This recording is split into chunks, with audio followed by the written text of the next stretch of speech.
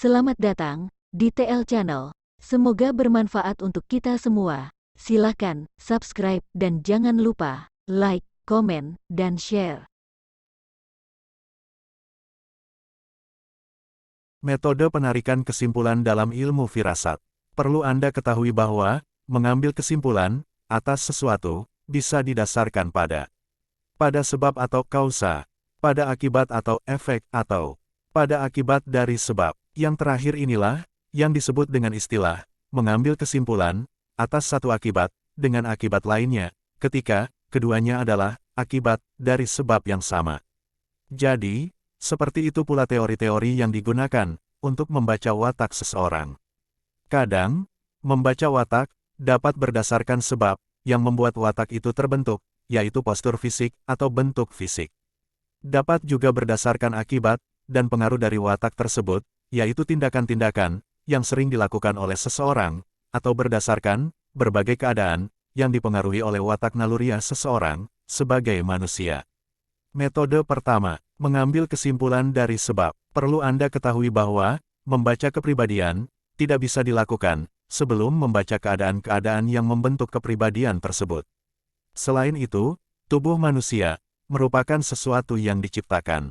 Sementara, segala sesuatu yang diciptakan harus memiliki 4 sebab, yaitu kausa materialis atau bahan, kausa formalis atau bentuk, kausa efisien atau karya, dan kausa finalis atau tujuan.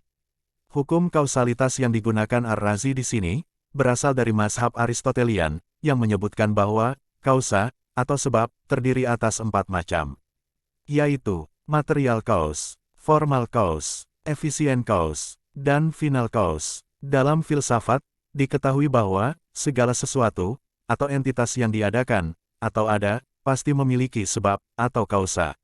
Sementara dalam filsafat, sebab ada beberapa macam, yaitu sebagai berikut: kausa bahan atau kausa material, yaitu segala sesuatu yang mengadakan sesuatu dengan kekuatan; kausa karya atau kausa efisien, yaitu segala sesuatu yang sesuatu itu ada karenanya; kausa tujuan atau kausa finalis, yaitu segala sesuatu yang menjadi tujuan adanya sesuatu; kausa bentuk atau kausa formal, yaitu segala sesuatu yang mengadakan sesuatu dengan tindakan; kausa kurang, yaitu semua kausa, selain keempat kausa di atas.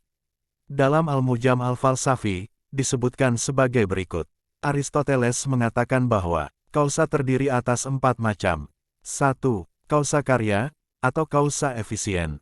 Contoh, tukang kayu yang membuat kursi. 2. Kausa bahan, atau kausa material. Contoh, kayu, atau besi, yang dipakai si tukang kayu, sebagai bahan baku pembuatan kursi. 3. Kausa bentuk, atau kausa formal. Contoh, bentuk kursi, yang dibuat si tukang kayu. 4. Kausa tujuan atau kausa finalis. Contoh, aktivitas duduk, yang menjadi tujuan si tukang kayu membuat kursi. Teori ini digunakan secara gamblang pada abad pertengahan. Dari sinilah kemudian muncul istilah kausa pertama atau prima kausa, dan kausa dari semua kausa yang ditunjukkan untuk Allah Subhanahu wa Ta'ala. Bagi ilmuwan modern, kausa dibatasi hanya sebatas kausa karya atau kausa efisien yang kemudian disebut sebab atau kausa. Kausa inilah yang kemudian melahirkan akibat, baik secara logis maupun secara faktual. Itulah sebabnya, berbagai pendahuluan yang benar akan menghasilkan hasil yang benar pula. Sebagaimana berbagai fenomena alam menjadi sebab bagi lahirnya berbagai fenomena lainnya. Pengertian inilah yang dominan dipakai saat ini. Materi yang paling mudah dipahami dari tubuh manusia adalah anggota tubuh dan roh. Sedangkan, yang paling sulit adalah 4 cairan tubuh, yaitu empedu hitam, empedu kuning, lendir, dan darah, dan yang lebih sulit lagi adalah elemen-elemen tubuh. Adapun bentuk yang terlihat dari tubuh manusia adalah postur-postur anggota tubuh dan kemampuan-kemampuannya. Kausa tujuan tubuh manusia adalah aneka tindakan yang didorong oleh kemampuan-kemampuan tadi. Sementara itu, yang dimaksud dengan karya di sini adalah sesuatu yang apabila kadarnya seimbang, yang dihasilkan adalah keadaan sehat. Namun, jika tidak seimbang, yang dihasilkan adalah keadaan sakit. Sesuatu inilah yang oleh para tabib disebut 6 sebab alamiah, atau al-asbab as-sita at-tabi'iyah. Yaitu, 1. Kondisi udara. 2. Pola makan dan minum. 3. Pola tidur dan jaga. 4. Pola gerak dan diam. 5. Pola bebas atau tertawan. 6. Pola kejiwaan. Itulah 4 kausa atau sebab yang membentuk tubuh manusia. Seorang pemilik ilmu firasat harus mengetahui, yaitu watak-watak yang dipengaruhi oleh elemen-elemen tubuh, 4 cairan tubuh, dan postur-postur anggota tubuh. Dia juga harus mengetahui watak-watak yang dipengaruhi setiap jenis makanan. Dia juga harus mengetahui watak apa saja yang berhubungan dengan usia, jenis kelamin, rupa, warna kulit, dan adat kebiasaan. Jika ia telah berhasil menguasai pengetahuan tentang itu semua, termasuk pengetahuan tentang ciri-ciri keempat cairan tubuh, dan postur-postur tubuh, ia sudah bisa menjadikan tanda-tanda tersebut untuk membaca kesehatan seseorang. Metode pertama, mengambil kesimpulan dari sebab. Perlu Anda ketahui bahwa membaca kepribadian tidak bisa dilakukan sebelum membaca keadaan-keadaan yang membentuk kepribadian tersebut. Selain itu, tubuh manusia merupakan sesuatu yang diciptakan.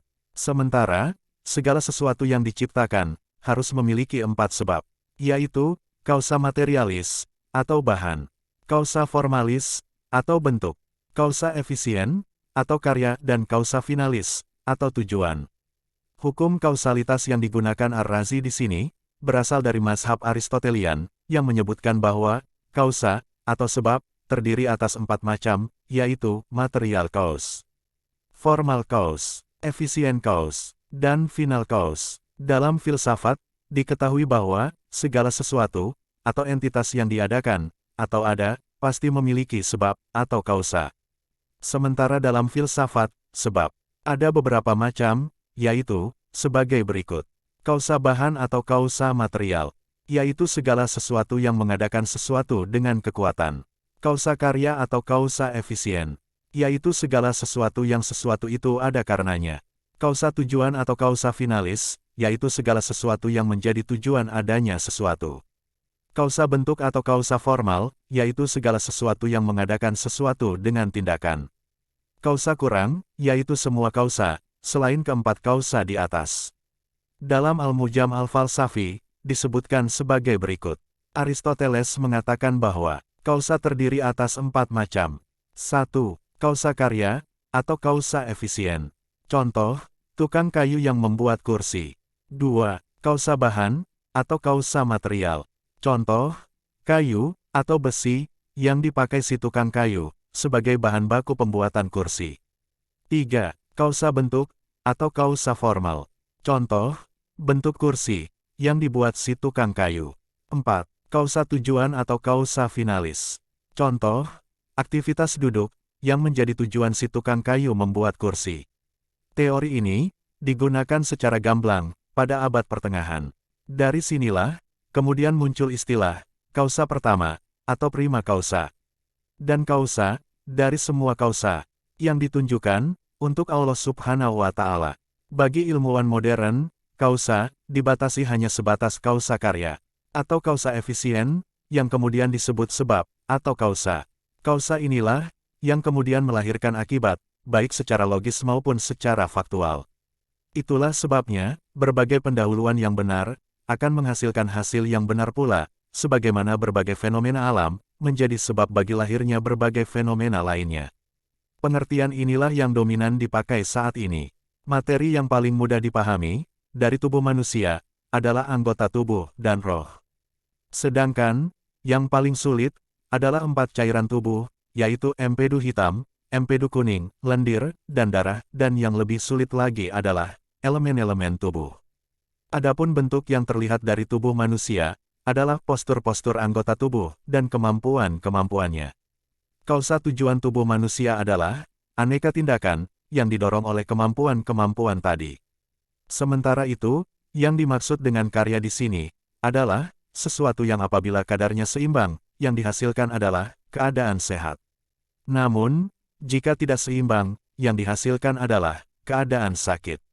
Sesuatu inilah yang oleh para tabib disebut 6 sebab alamiah, atau al-asbab as-sita at-tabi'iyah. Yaitu, 1. Kondisi udara. 2. Pola makan dan minum. 3. Pola tidur dan jaga. 4. Pola gerak dan diam. 5. Pola bebas atau tertawan. 6. Pola kejiwaan. Itulah 4 kausa atau sebab yang membentuk tubuh manusia. Seorang pemilik ilmu firasat harus mengetahui, yaitu watak-watak yang dipengaruhi oleh elemen-elemen tubuh, 4 cairan tubuh, dan postur-postur anggota tubuh. Dia juga harus mengetahui watak-watak yang dipengaruhi setiap jenis makanan. Dia juga harus mengetahui watak apa saja yang berhubungan dengan usia, jenis kelamin, rupa, warna kulit, dan adat kebiasaan. Jika ia telah berhasil menguasai pengetahuan tentang itu semua, termasuk pengetahuan tentang ciri-ciri keempat cairan tubuh, dan postur-postur tubuh, ia sudah bisa menjadikan tanda-tanda tersebut untuk membaca kepribadian seseorang. Metode kedua, mengambil kesimpulan dari akibat, menyimpulkan watak seseorang, berdasarkan sikap, dan perilaku yang diperlihatkannya, merupakan sesuatu yang juga tidak dapat diabaikan dalam ilmu ini. Hasil yang ingin diraih dari ilmu ini, tidak lain adalah pengamatan atas kondisi batiniah, melalui pengamatan terhadap kondisi lahiriah. Metode ketiga, mengambil kesimpulan dari akibatnya sebab. Dua akibat yang dihasilkan dari satu sebab yang sama, memiliki nilai sama. Dengan demikian, nilai salah satu dari dua akibat tersebut bisa diketahui ketika kita mengetahui nilai akibat yang kedua.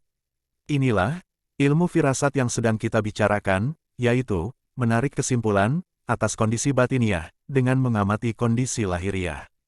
Kondisi lahiriah yang kita amati tersebut ada 6, yaitu warna, usia, jenis kelamin, rupa, bentuk, dan hal lain yang akan dijelaskan pada bab berikutnya. Terima kasih telah berkunjung ke TL Channel. Semoga bermanfaat. Sampai jumpa.